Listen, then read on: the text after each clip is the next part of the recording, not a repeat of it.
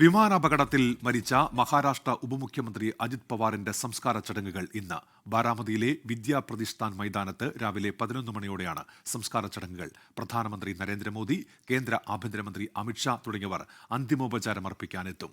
വിവരങ്ങളുമായി ഇപ്പോൾ ശ്രീനാഥ് ചന്ദ്രൻ ചേരുന്നുണ്ട് ബാരാമതിയിൽ നിന്ന്. ശ്രീനാഥ്, പ്രധാനമന്ത്രി ഉൾപ്പെടെ അവിടേക്ക് എത്തുകയാണല്ലോ അന്തിമോപചാരം അർപ്പിക്കാൻ. എന്തൊക്കെയാണ് വിവരങ്ങൾ ശ്രീനാഥ്? ഉന്മേഷ്, ഞാനിപ്പോൾ ഉള്ളത് ബാരാമതിയിലെ ഈ അപകടം നടന്ന വിമാനത്താവളത്തിന് മുന്നിലാണ്. ഇവിടെ നമുക്കറിയാം ഇപ്പോൾ വ്യോമസേന ഈ വിമാനത്താവളത്തിന്റെ നിയന്ത്രണം ഏറ്റെടുത്ത ഒരു സാഹചര്യമുണ്ട്.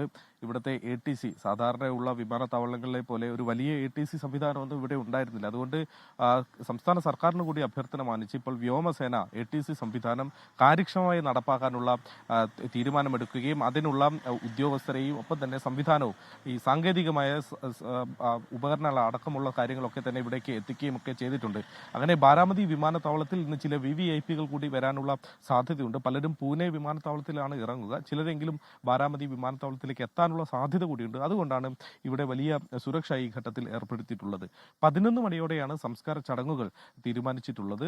വിദ്യാപ്രതിഷ്ഠാൻ മൈതാനിലേക്കാണ് എത്തുക. ഈ വിദ്യാപ്രതിഷ്ഠാൻ എന്നത് ഒരു വലിയ വിദ്യാഭ്യാസ സ്ഥാപനമാണ്. ശരത് പവാർ തുടങ്ങിയതാണ്. ഏതാണ്ട് 65 ഏക്കറിലോളം വരുന്ന ഒരു വലിയ ക്യാമ്പസാണ്. അവിടെയുള്ള മൈതാനിലാണ് ഈ ശവസംസ്കാര ചടങ്ങുകളൊക്കെ നടക്കാൻ വേണ്ടി പോകുന്നത്.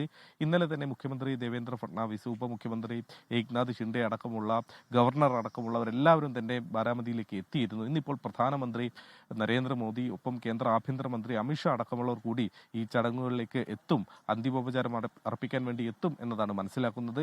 ഇന്നലെ ഉച്ചയ്ക്ക് ശേഷം ഏതാണ്ട് 3-4 മണിയോടെയാണ് അദ്ദേഹത്തിന്റെ മൃതദേഹം, അജിത് പവാറിന്റെ മൃതദേഹം പൊതുദർശനത്തിനായി വിദ്യാപ്രതിഷ്ഠാൻ മൈതാനിലേക്ക് എത്തിച്ചത്. അവിടെ രാത്രി ഏതാണ്ട് 9-10 മണി വരെ അവിടെ പൊതുദർശനം ഉണ്ടായിരുന്നു. അതിനുശേഷം വീണ്ടും മൃതദേഹം ആശുപത്രിയിലേക്ക്, ബാരാമതി മെഡിക്കൽ കോളേജിലേക്ക് കൊണ്ടുപോവുകയായിരുന്നു. ഇന്നിപ്പോൾ രാവിലെ 10 മണിയോടെ ഇങ്ങോട്ടേക്ക് തിരികെ എത്തിക്കും എന്നുള്ള വിവരമാണ് ഇന്നലെ ഈ യോഗം കഴിഞ്ഞ് പിരിയുമ്പോൾ, ഈ പൊതുദർശനം കഴിഞ്ഞ് പിരിയുമ്പോൾ കുടുംബാംഗങ്ങൾ എല്ലാവരോടും അറിയിച്ചിട്ടുള്ളത്.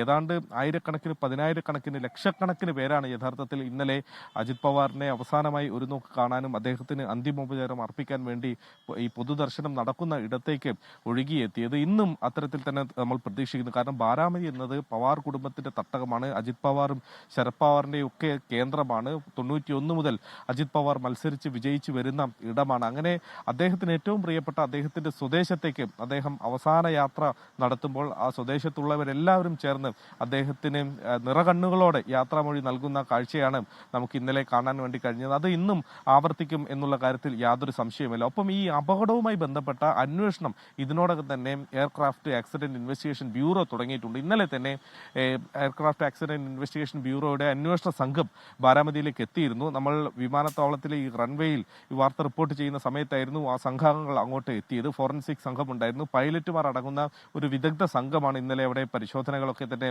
നടത്തിയത്. ഏതായാലും ഈ അന്വേഷണത്തിലാണ് യഥാർത്ഥത്തിൽ എന്തായിരുന്നു അപകടത്തിന് കാരണം എന്നുള്ള കാര്യത്തിൽ ഒരു വ്യക്തത വരിക. ഇപ്പോൾ വിമാന കമ്പനി, ബൊംബാർഡിയർ കമ്പനി ഇപ്പോൾ ഒരു സ്റ്റേറ്റ്മെന്റ് ഇറക്കിയിട്ടുണ്ട്. അവർ പറയുന്നത് ഈ വിമാന അപകടവുമായി എല്ലാ തരത്തിലും ഞങ്ങൾ സഹകരിക്കും എന്നതാണ് അവർ ഈ ദുഃഖം രേഖപ്പെടുത്തിക്കൊണ്ട് അവർ ഇപ്പോൾ അറിയിക്കുന്നത്. മാത്രമല്ല വിമാനം ഏർപ്പാടാക്കിയ ദില്ലിയിലെ കമ്പനി പറയുന്നത് വിമാനം 100% സേഫ് ആയിരുന്നു എന്നതാണ്. ഏതായാലും ആ കമ്പനി ആസ്ഥാനത്തും ഇന്നലെ പരിശോധനകൾ നടന്നിട്ടുണ്ട് എന്നതാണ് നമ്മൾ മനസ്സിലാക്കുന്നത്. അങ്ങനെ അന്വേഷണം ഒരു വശത്തുണ്ട്. കാഴ്ചാപരിധിയാണ് പ്രാഥമികമായി അപകടത്തിന് കാരണം എന്നതായിരുന്നു ഏവിയേഷൻ മന്ത്രി അടക്കമുള്ളവർ പറഞ്ഞത്. അത് തന്നെയാണോ എന്നുള്ള കാര്യത്തിൽ ഇനി അന്വേഷണത്തിൽ വ്യക്തത വരണം. ഉന്മേഷ്, ശരി. ശ്രീനാഥ് ചന്ദ്രനാണ് ഇപ്പോൾ ബാരാമതിയിൽ നിന്ന് വിവരങ്ങൾ നൽകിയത്. ലോകത്തെവിടെയായാലും ഏത് സമയത്തും 24 വാർത്തകളും ഓഗ്മെന്റഡ് റിയാലിറ്റി പാക്കേജുകളും എക്സ്പ്ലെയിനറുകളും വിശദമായി കാണാൻ ഞങ്ങളുടെ YouTube ചാനൽ നിങ്ങൾക്ക് സബ്സ്ക്രൈബ് ചെയ്യാം.